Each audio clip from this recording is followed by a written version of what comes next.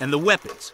The tools Mr. Clay used to terrorize the citizens of New Bordeaux. I suppose you furnished him with those as well. Actually, no. Don't get me wrong, Senator. I would have given him any gun, knife, or bomb he asked for. What can I do for you, Lincoln Clay? But like I've said, Lincoln never had trouble finding a weapon. And just how does he accomplish that? Help me kill Sal Marcano. For most of that summer, one of his underbosses, Cassandra, she ran the Haitian gang, looped him into a sweet little arms smuggling ring she had going. That kept him squared away. There are stashes of guns hidden in this city. Full-service operation. They aim to please. Pistols, rifles, shotguns, ammo, you name it. It was all black market gear, of course. I mean, this was a real arsenal. If the VC had been this well provisioned at the drain, the whole damn war might have turned out different. Extended clips, perfectly tuned sights, hollow points, silencers. By the time Lincoln finished tinkering with the firearm, it was a precision instrument of death. Nothing like this had ever happened before. Lincoln wanted to terrify the mob. He wanted them to know he was going to kill every last one of them. Then, Jesus, then when Burke came on board, things really kicked up another level. Explosives. Everything from Molotov cocktails to C4. You know, the stuff they use for controlled demolitions. Except in our case, not always so controlled. There was a loud crash, like a bomb going off. War on the streets as a gunman stormed the Royal Hotel, killing an untold number of men. You know what the funny part is? The funny part is, Lincoln didn't really need half the shit to take down Marcano. And the systematic killing of Marcano's capos and lieutenants? Well, we weren't playing fucking patty cake. Christ. Fighting to him was like breathing. I've seen him bring a whole VC unit to its knees using nothing but his knife. I've seen him take apart an armored encampment from the canopy with a single-scoped combat rifle. Put a rocket launcher in the hands of a man like that, and those poor bastards never stood a chance. Even back in Laos when we were running guns. Hell, almost from the moment he stepped off the chopper, I remember thinking to myself, this man has a talent for violence.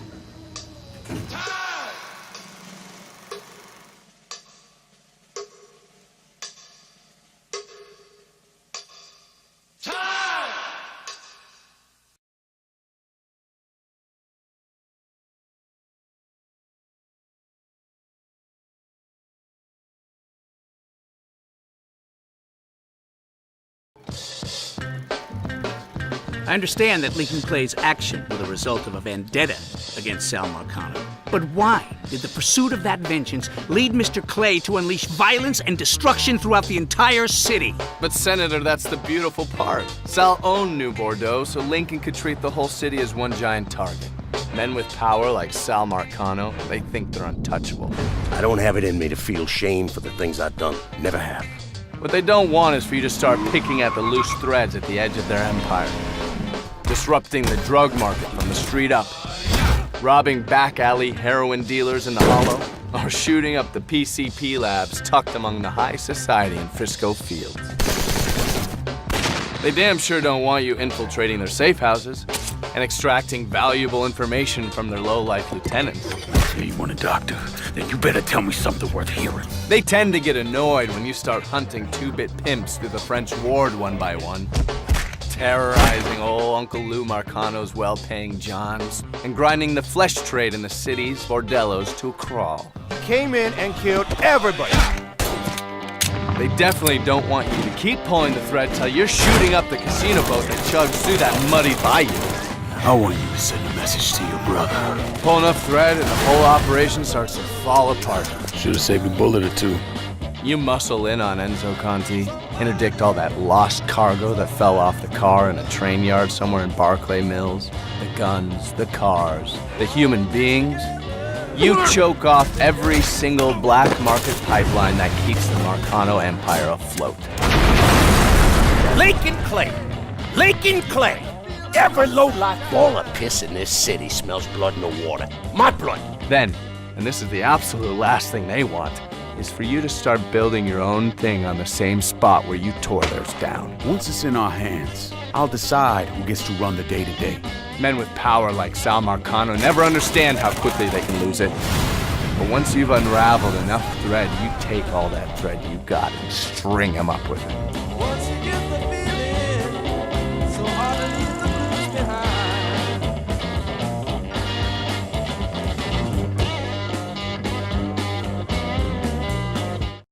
Peggy 18. I'm curious, Mr. Donovan. How exactly did you amass such a detailed knowledge of New Bordeaux? Like I'd tell any of you assholes. Mr. Donovan, Look, New Bordeaux's more than an outline on a map. It's a collection of districts, cultures, people. My job was to listen and observe, identify the relevant target, provide Lincoln with a blueprint. He did the rest. could you give this committee an example of what you mean? Yeah, all right. Take Delray Hollow, where Lincoln grew up. The hollow's filled with pride, hope. Up beneath that is a layer of fear, of anger, with a sense you gotta scratch and claw for everything. The fuck are you? Frisco Fields. Manicured lawns, perfect smiles, southern charm. Thing is, it's all a show, a facade. Just because the knife comes out of a monogram sleeve doesn't mean it won't cut your throat. The French War. Home to every fantasy and perversion you can imagine. But if you're not careful, those appetites will come back around on you. Be the very thing that kills you. Bayou Phantom. It's beautiful down there. Serene even. But it's also vicious, wild, unpredictable. Ah, yes. Pint for done. A proud people, the Irish. The entire district runs on whiskey and rage. People up there never back down. Never. On the surface, South Downs looks like a nice blue-collar neighborhood. Safe. Friendly, even. It's all a cover, though.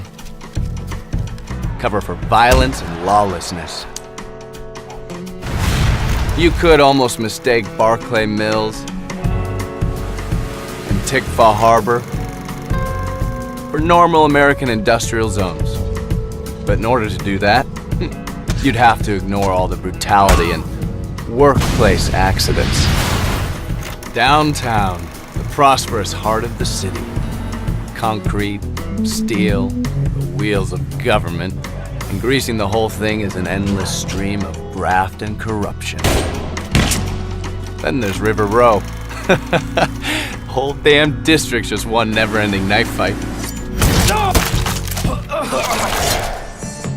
This is all very poetic, Mr. Donovan, but it doesn't explain how Lincoln Clay took down the entire city in the summer of '68. He did it by mastering the one thing everyone in New Bordeaux understands.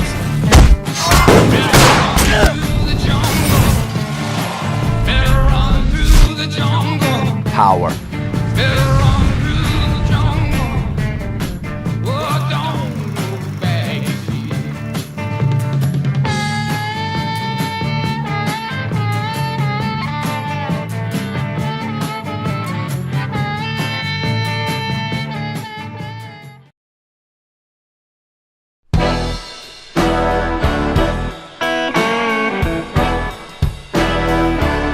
Lincoln can earn money in a variety of different ways. Everything from just taking out individual gangsters, you'll kind of get a money boost from that, to actually the process of unpicking the crime ecosystem in the city. Districts in the city are built up of criminal rackets.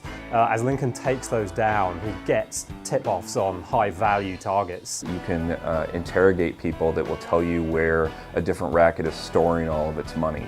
And so you can go after that one specific place where everyone stashed the money for the racket. And if you take that down, you'll get a huge amount of money. One of the great ways to make more money is by recruiting racket bosses. If you've wiretapped that district enough, you're given the option whether to kill or recruit that racket boss.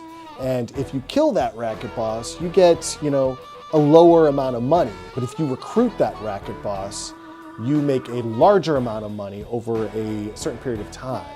And so it really incentivizes recruiting as many racket bosses as you can instead of killing them.